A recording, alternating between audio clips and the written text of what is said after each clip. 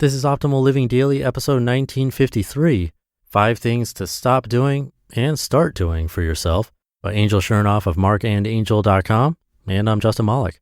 Welcome to Optimal Living Daily, or OLD, the show where I read to you from articles that I think are amazing, with permission from the authors. One article a day, every single day of the year, all to help you live a more meaningful life. And here on this show, that covers personal development or self-help, minimalism, inspiration, happiness, motivation, all that fun stuff. So with that, let's get right to it as we optimize your life. 5 Things to Stop Doing and Start Doing for Yourself by Angel Chernoff of marcandangel.com. When you stop doing the wrong things and start doing the right things, almost anything you want and everything you need comes within reach, which means it's time to 5 things to stop doing. Number 1, stop stalling and being lazy. You can't build a good reputation or a successful way of life based on what you could do or might do someday. The quality of your life is in direct proportion to your commitment to get things done regardless of your chosen path. So don't sit there and say, somebody should really do something about that someday. Be that somebody and make today the day. Read, Eat That Frog. Number 2, stop neglecting your self-control. Nobody ever wrote down a plan to be broke, lazy, out of shape, uneducated, etc. These things happen when you lose your self-control. Showing a lack of self-control is in the same vein granting authority to others.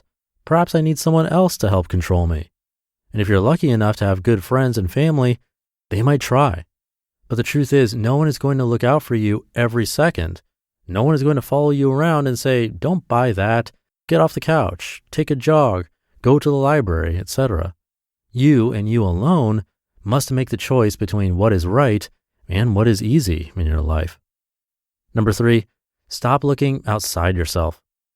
The problem is that when you think you have to look for things in life like love, meaning, and inspiration, the looking implies that these things are somehow hiding behind some bushes somewhere, just waiting to be discovered. But that's not the case. In life, you have to create your own love, define your own meaning, and harbor your own inspiration. This process starts on the inside, not somewhere else. Much of this can be accomplished simply by staying true to your values, pursuing your passions, learning more today than you knew yesterday, and helping others smile as you go. Number 4, stop letting negative people drain you. You might think being alone makes you lonely, but that's not entirely true. Being surrounded by the wrong people is the loneliest place in the world. Before you diagnose yourself as an unhappy person, first be sure that you are not simply surrounded by negative people constantly trying to bring you down to their level. Read Emotional Vampires. Number 5, stop belittling your efforts and your progress. Appreciate where you are now and keep fighting for where you want to be tomorrow. You are not a failure until you give up on yourself. Keep going. Hard times may hold you down for a while, but they will not last forever. And when all is said and done, you will be able to stand even taller than those who didn't earn it. Seriously, you may not be where you want to be yet, but look how far you've come. Be thankful that you're not where you used to be. If you have no other testimony right now, you have this one. I'm still here trying. 5 things to start doing. Number 1, start living. Don't simply exist in this world. Grab life's full potential by the horns and ride it out. Dare life to be all it can be. Make it a memorable, gripping account of accomplishment. Make it a thrilling, challenging, bold adventure. Make life a passionate, enduring, poetic romance. Whatever it is you decide to do with your life, live it. Get going.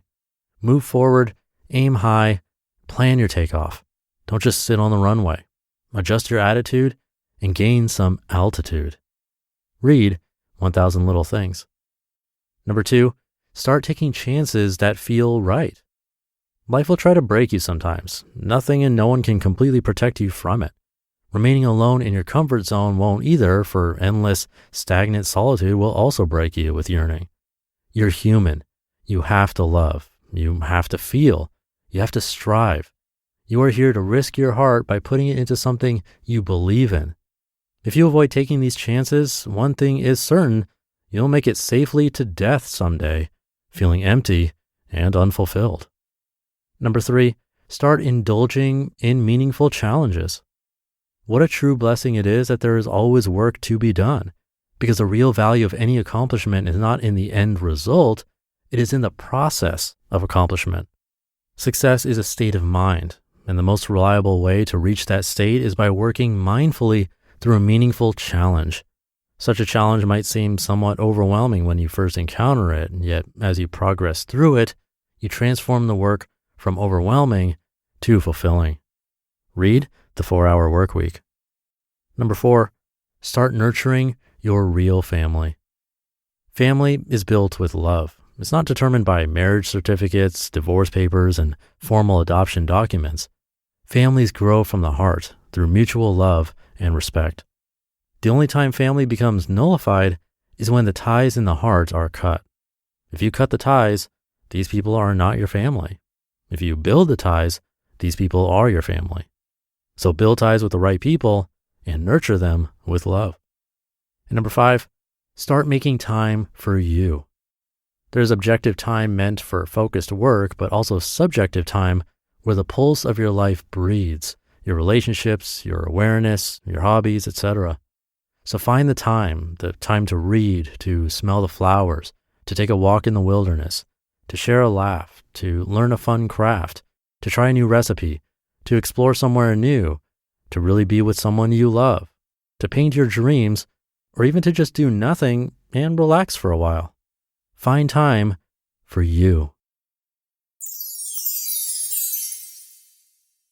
You just listened to the post titled 5 Things to Stop Doing and Start Doing for Yourself by Angel Chernoff of marcandangel.com.